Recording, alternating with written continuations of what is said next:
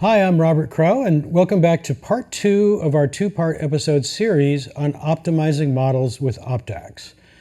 This episode builds on the foundation of the first, exploring the powerful composable features of Optax and showing how to scale training to multiple devices.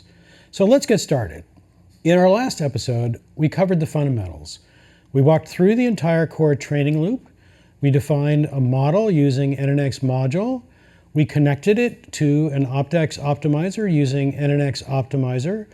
We calculated our loss and gradients functionally with NNX value and grad, and we put it all together in a high-performance JIT-compiled training step. Now that we have that solid foundation, we're ready to explore the more advanced and powerful features of Optax that give you fine-grained control over the optimization process. Optax's real power comes from its gradient transformations. These are small, focused operations like gradient clipping or applying momentum. You use Optax.chain to link these transformations together in sequence. For instance, Optax.atom itself is an alias for a chain of more fundamental transformations. This is highly flexible.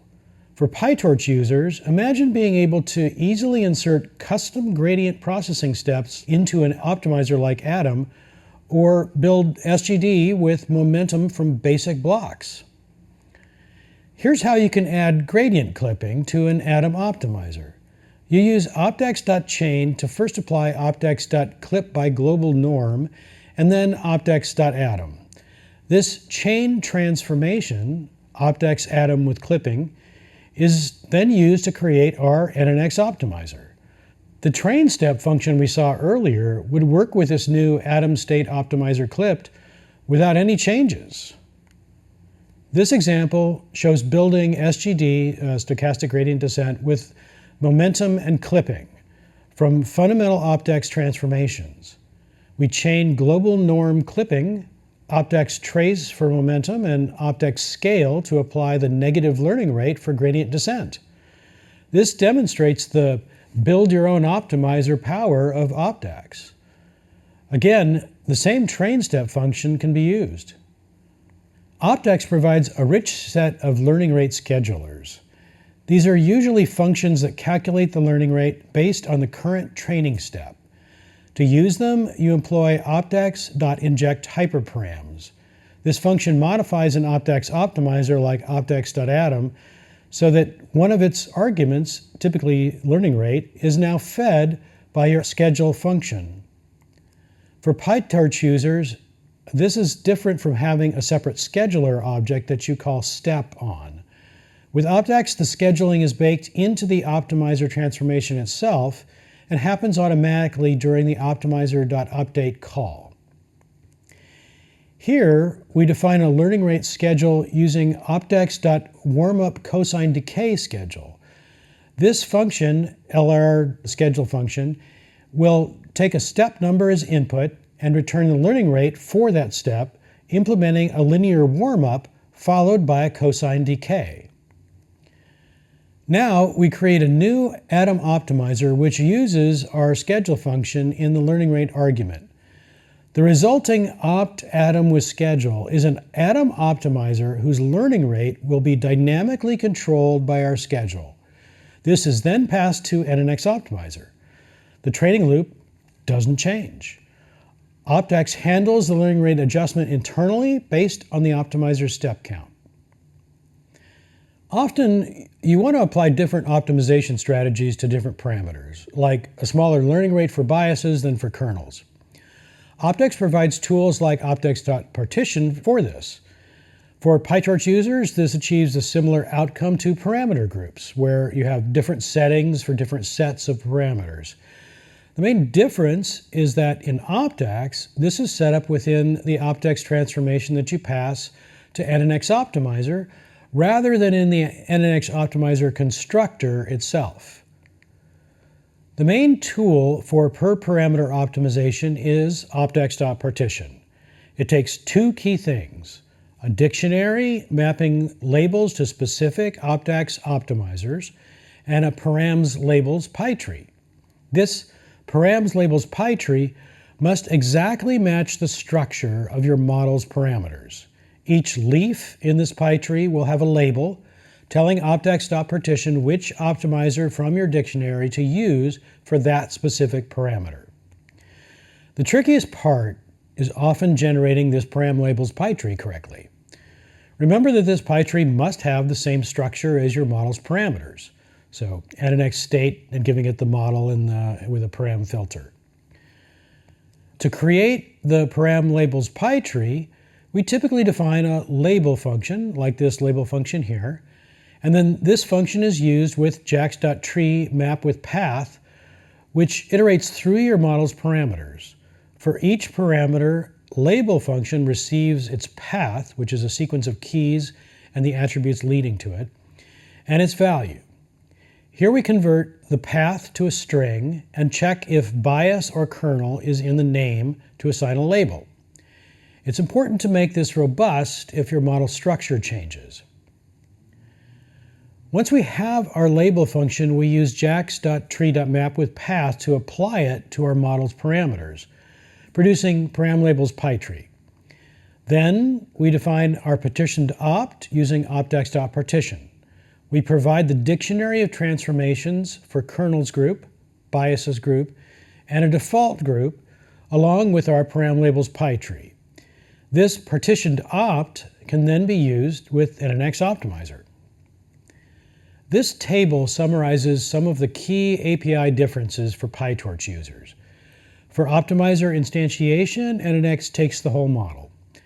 Parameter groups are handled inside the Optax transformation via Optax partition, not in the Optax optimizer constructor. Learning rate scheduling is integrated into the Optax transform and steps automatically. Gradient calculation is functional with NNX value in grad, returning new grads, so no zero gradient is needed. And parameter updates are done with optimizer state.update, giving it the gradients. To review our discussion on distributed training, JAX uses explicit sharding. You define a mesh representing your devices and partition spec, which is often aliased as P, to describe your array dimensions map to mesh axes. A named sharding object combines these. This is more explicit than PyTorch's DDP or FSDP, where much of this is inferred. But JAX's approach offers very fine-grained control over how your model and data are distributed. In Flax NNX, you can directly annotate your NNX param attributes with sharding information. Here, in our simple MLP, we assign a named sharding object, which is created by a helper here, to our self.dense1.kernel.sharding and self.dense1.bias sharding. For example, using our helper with none and model means that the kernel's first dimension is replicated and the second is sharded along the model axis of our device mesh. This makes the intended sharding clear at definition time. Generally, the optimizer's internal state, like Adam's momentum vectors, should be sharded in exactly the same way as the model itself. Fortunately, the sharding process for optimizers is exactly like sharding models, with one difference. You supply NNX optimizer.optState to the NNX state function to specify that you want to filter for the optimizer state. Okay, so we've sharded our model. What about the optimizer state, like atoms and momentum vectors? These must be sharded identically to the parameters they correspond to. Fortunately, the process is nearly the same as sharding a model. The one key difference is how you grab the state. Instead of NNX state and just giving it the model, you use NNX state with the optimizer and the NNX optimizer.opstate filter. This opstate argument acts as a filter telling NNX state to return only the optimizer's internal state, the moment vectors and step count, and ignore the model parameters. So let's see how this works in practice. This slide shows the first half of a JIT compiled setup function focusing on the model sharding. This should be a familiar pattern by now if you've watched the videos on distribution and sharding. We used NNX state to get the parameters and nnx.spmd.getPartitionSpec to generate the sharding layout from our annotations, and jax.lax.withShardingConstraint to apply it. Finally, NNX update commits these changes back to our model object.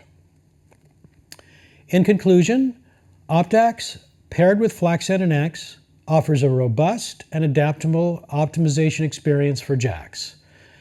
For those coming from PyTorch, NNX provides a familiar, object-oriented way to define models. Key best practices include defining your Optax transformations clearly, especially if they're complex. Always use NNX JIT on your training functions, and for per-parameter rules, Optax.partition is your friend. And while distributed training with JAX's explicit sharding has a learning curve, it gives you precise control over parallelism. You can learn more about JAX and the entire JAX AI stack with these coding exercises, quick references, and slides. To watch the whole Learning JAX series, check out our playlist on YouTube. There's a growing community on Discord for JAX, and here's an invite link. And here are links to the docs for JAX, Flax, and the JAX AI stack. And there's much more coming in our upcoming episodes on the rest of the JAX AI stack, so stay tuned. And don't forget to hit like and subscribe, and we'll see you soon.